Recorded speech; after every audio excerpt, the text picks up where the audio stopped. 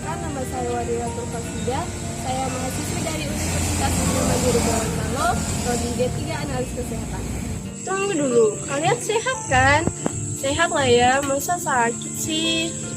Nah, kali ini saya akan menjelaskan tentang etika batuk yang baik dan benar.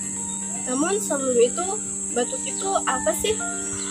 Batuk adalah suatu tindakan refleks dari tubuh untuk membersihkan jalan nafas dari sesuatu yang menghalanginya, misalnya lendir, debu, asap, atau sesuatu yang mengiritasi jalannya pernafasan.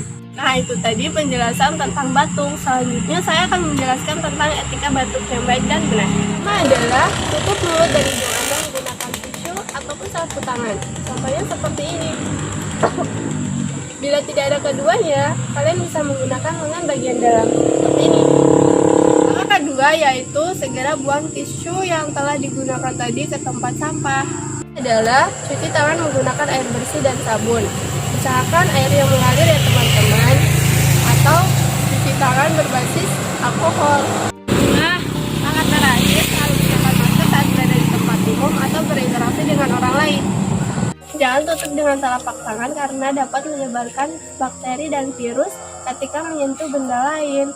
Karena virus dapat menyebar dengan luas, maka dari itu taati etika batuk yang baik dan benar ya teman-teman, agar orang di sekitar kita tidak tertular.